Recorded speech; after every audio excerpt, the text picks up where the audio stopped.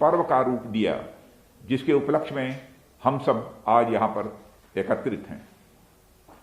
एक साथ इतनी संस्थाओं और लोगों का यहां उपस्थित होना हमारे महान पारंपरिक मूल्य संगच्चुद्धम संगवरध्वम, यानी हम सब साथ चलें और हम सब साथ आगे बढ़ें की भावना के अनुरूप है।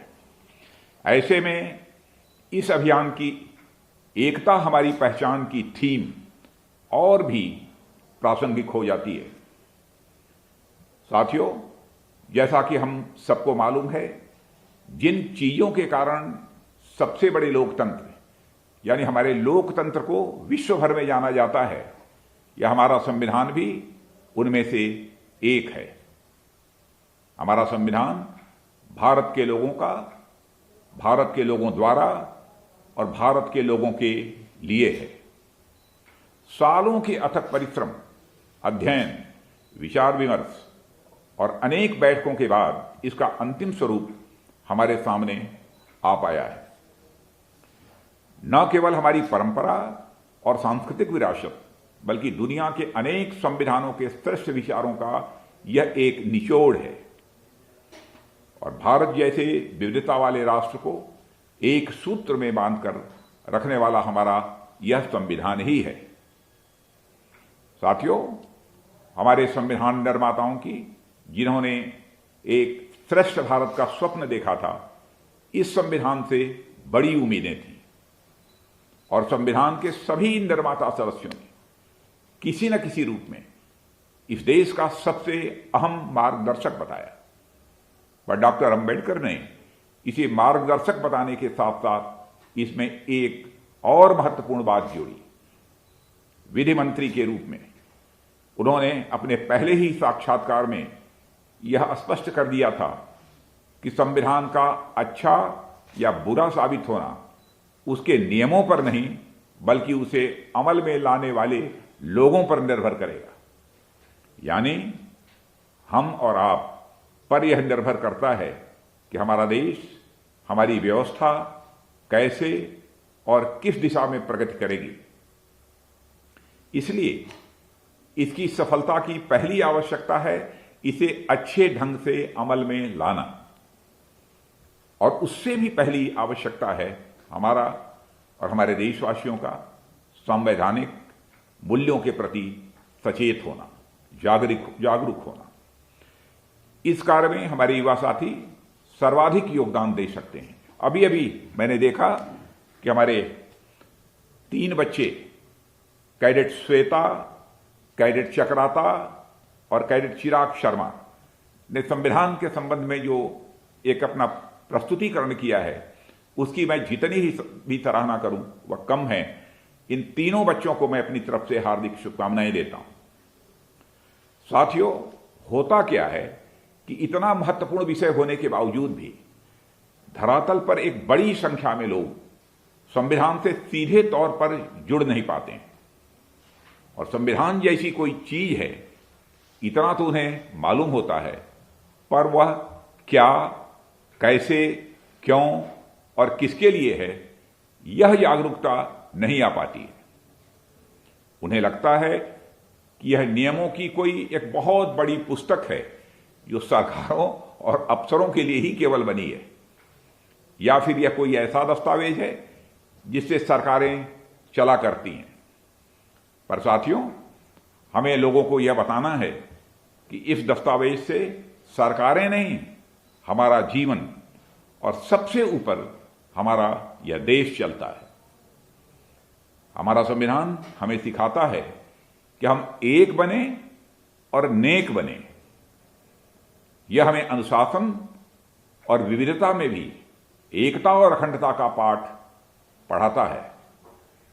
स्वतंत्रता, समानता, सामाजिक समरसता और सद्भावना, मैं ये मानता हूं कि इसके मूल स्तंभ हैं, और इसकी प्रस्तावना का पहला शब्द यानी हम अपने आप में बहुत कुछ कह देता है, और इस भावनाओं को हमें समझना और लोगों को समझाना भी है। यह हमारी जिम्मेदारी है। नए भारत के निर्माण में यह आवश्यक और बहुत ही एक महत्वपूर्ण कदम होगा। साथियों और मेरे प्यारे बच्चों, संविधान के प्रति लोगों को जागरूक करने का यह मतलब नहीं कि आप उन्हें संविधान के फैक्ट्स को याद कराएं कि हमारे संविधान में इतने भाग हैं, इतने आर्टिकल हैं। इसकी भी जानकारी होनी चाहिए, इसमें कहीं दो राय नहीं। या इसके चौथे भाग में 51A आर्टिकल में हमारे कर्तव्य हैं आदि आदि। यहीं तक हमको सीमित नहीं रहना है, हमें उन्हें व्यवहारिक रूप में इसके प्रति जागरूक करना है। हमें उन्हें नागरिकों के अधिकारों और उससे भी महत्वपूर्ण है एक अच्छे नागरिक के कर्मों और कर्तव्यों के बारे में सचेत करना, जागरूक करना। और हम उस गौरवशाली परंपरा और संस्कृत के उत्तराधिकारी हैं जहां कर्म और कर्तव्य पर सर्वाधिक बल दिया गया है। और आप लोगों ने जीवन के अलग अलग पड़ावों पर 4 आश्रमों के बारे में सुना होगा। अपने परिवार के माता पिता के द्वारा सुना होगा, अपने शिक्षकों के द्वारा सुना होगा। यानी बचपन में विद्या अध्ययन, फिर घर बार संभालना, फिर वानप्रस्थ, फिर संन्यास आदि जैसी बातें। और यह सभी व्यवस्थाएं दरअसल हमारे कर्तव्यों के बारे में ही सचेत करने और सचेत रखने के लिए ही बनाई गई थी। साथियों, इसी तरह आप इतिहास उठाकर देख लें, हमारे जितने भी महापुरुष हुए, वह चाहे मर्यादा पुरुषोत्तम भगवान राम हों, कृष्ण हों, महात्मा बुद्ध हों, स्वामी विवेकानंद हों, महात्मा गांधी हों, डॉक्टर भीमराव अंबेडकर हों, या फिर पंडित दीनदयाल जी उपाध्याय, वे सब इसलिए हमारे आदर्श नहीं हैं क्योंकि वह किसी खास कुल में जन्म लिया था उन्होंने, या बहुत वीर थे, या बहुत बड़े ज्ञानी थे, या बहुत बड़े धनवान थे। वे सब इसलिए हमारे आदर्श हैं क्योंकि उन्होंने कर्तव्य निष्ठा को अंतिम समय तक अपने जीवन का अभिन्न अंग बनाकर रखा था। मैं सबके उदाहरण गिनाऊंगा तो बहुत लंबा समय लग जाएगा, और वैसे भी आप सबको इन सभी के बारे में अच्छी तरह जानकारी भी है। महात्मा गांधी जी का तो स्पष्ट मानना था कि हमारे कर्तव्य में ही हमारा अधिकार भी निहित है, जैसी बात हमारे अभी मंत्री श्री किरण रिजिजू जी ने कही है। इसे एक सरल उदाहरण से भी समझा जा सकता है। एक स्वस्थ और स्वच्छ वातावरण में रहने का हमारा अधिकार है। सभी चाहते हैं कि हमें स्वस्थ और स्वच्छ वातावरण जीने के लिए उपलब्ध हो। वहीं दूसरी ओर उसे गंदा न करना, साफ सफाई रखना, यह भी हमारा कर्तव्य है। अब यदि हम अपने कर्तव्य का निर्वाह भली भांति करते हैं तो हमारे अधिकार अपने आप मिल जाते हैं। और इसी तरह संविधान में वर्णित हमारे सभी कर्तव्य, वह चाहे पर्यावरण का संरक्षण हो, राष्ट्रीय प्रतीकों का सम्मान हो, स्वतंत्रता सेनानियों और महापुरुषों का अनुकरण हो, देश की एकता और अखंडता को बनाए रखने का कर्तव्य और संकल्प हो, अपनी संस्कृति के संरक्षण का कर्तव्य हो, ये सभी दूसरे प्रकार से हमारे और आपके अधिकार ही सुनिश्चित करते हैं। साथियों, हम सभी अपने कर्तव्यों का निष्ठापूर्वक पालन करें। हमारा संविधान भी हमें यही संदेश देता है। मैं पुनः इसकी प्रस्तावना पर आपका ध्यान लाना चाहूंगा। इसकी प्रस्तावना के अंतिम शब्द हैं कि हम दृढ़ संकल्प होकर इस संविधान को आत्मार्पित करेंगे, यानी स्वयं को समर्पित करते हैं। यानी बस ऐसा नहीं है कि संविधान बन गया, हम इसे लागू करने की घोषणा करते हैं और बात यहीं खत्म हो जाती है। हम इसे आत्मार्पित करते हैं, यानी सबसे पहले इसका पालन हम स्वयं करेंगे, फिर औरों को भी इसके प्रति जागरूक करेंगे। यह संविधान की भावना है, और यह भावना हमसे हमारे विवेक की भी अपेक्षा करती है। यानी हम अपने कर्तव्यों का पालन तो करेंगे ही, साथ ही अपने विवेक से यह भी सुनिश्चित करेंगे कि उसका लाभ हमारे समाज और राष्ट्र को भी पहुंच रहा है कि नहीं पहुंच रहा है। मुझे घटना याद आती है, उससे बच्चों को यह बात पूरी तरह से स्पष्ट हो जाएगी। दो ईमानदार कर्मचारी सड़क के किनारे काम में लगे हुए थे। उनमें एक आदमी एक गड्ढा बनाता था और दूसरा आदमी थोड़ी देर में गड्ढे को फिर से मिट्टी से भर देता था। यही सिलसिला चला जा रहा था। राह से जाते एक आदमी ने उसे देख लिया।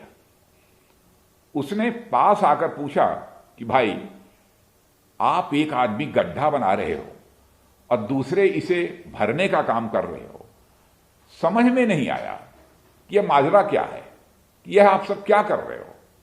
जानते हैं, कर्मचारी ने जवाब दिया कि दरअसल रोज हम 3 लोग होते हैं जो पेड़ लगाने का काम करते हैं। एक गड्ढा बनाता है, दूसरा उसमें पौधा रखता है और तीसरा उस गड्ढे को बंद करता है। आज दूसरा आदमी यानी जो पेड़ लगाता है वो छुट्टी पर है।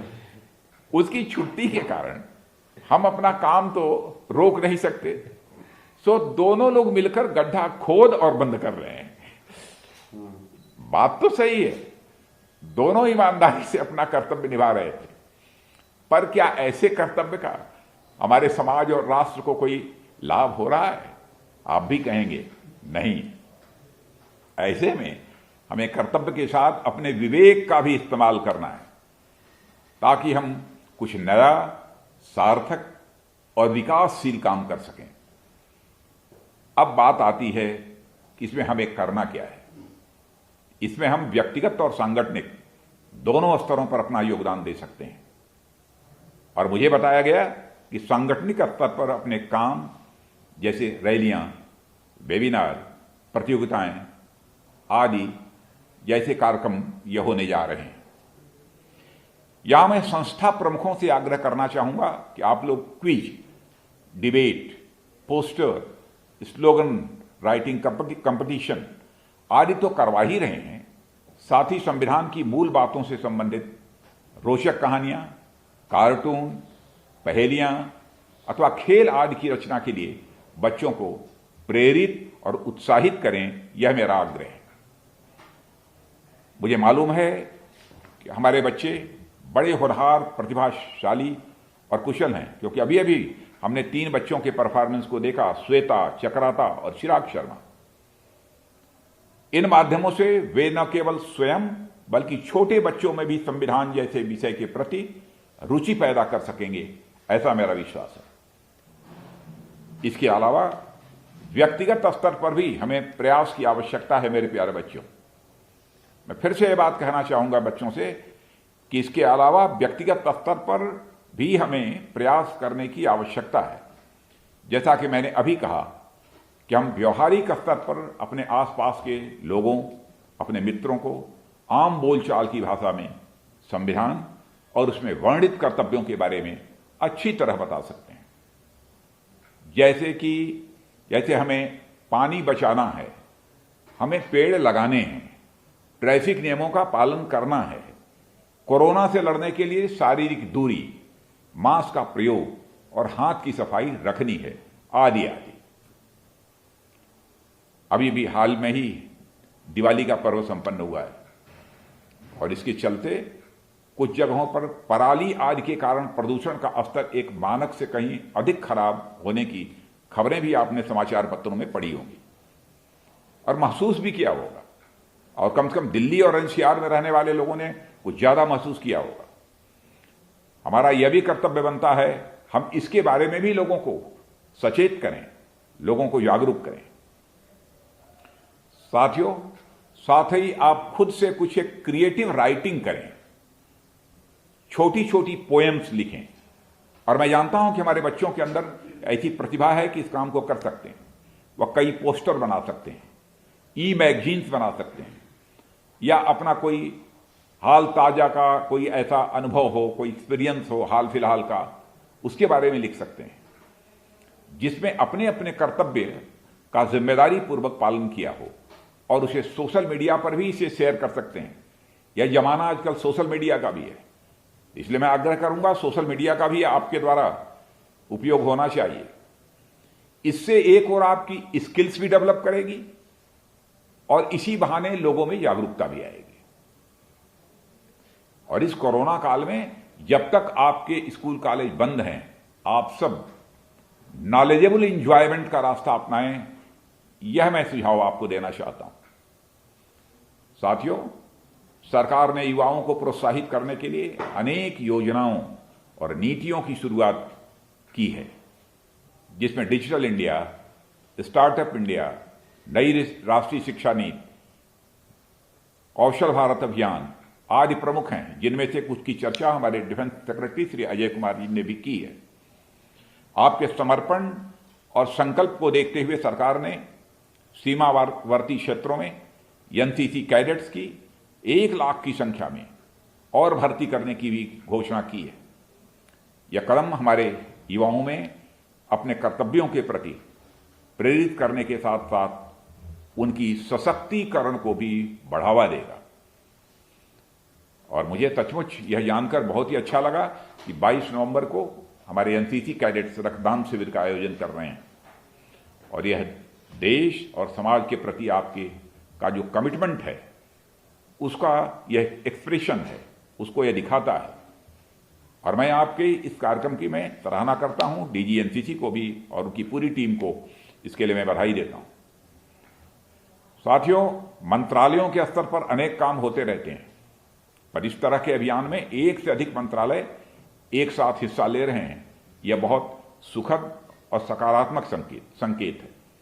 और इसमें महत्वपूर्ण भूमिका हमारे श्री किरण रिजिजू जी, जो हमारे यूथ अफेयर्स और स्पोर्ट्स मिनिस्टर हैं, वह निभा रहे हैं। मैं रक्षा मंत्रालय, युवा मामलों एवं खेल मंत्रालय, संगठनों और इस अभियान से जुड़े सभी लोगों को अपनी ओर से हार्दिक बधाई देता हूं और साथ ही शुभकामनाएं भी देता हूं। हम नए भारत के लोग एक साथ मिलकर समाज और राष्ट्र के उत्थान में आगे बढ़ें और सफलता प्राप्त करें, इसकी भी मैं कामना करते हुए अपना निवेदन समाप्त करता हूं। हाल फिलहाल में अभी दिवाली का यह पर्व समाप्त हुआ है, लेट ही सही, लेकिन उसके लिए भी मैं आप सबको और आपके परिवार के सदस्यों को भी मैं अपनी हार्दिक शुभकामनाएं देता हूं। धन्यवाद। नमस्कार, मैं हूं मानक गुप्ता। अगर आपको हमारा ये वीडियो पसंद आया हो तो इसे लाइक और शेयर जरूर करें, और हां, हमें सब्सक्राइब और फॉलो करना ना भूलें, ताकि आप देश और दुनिया की कोई खबर मिस ना करें। तो जुड़े रहिए हमारे साथ और देखते रहिए न्यूज़ 24।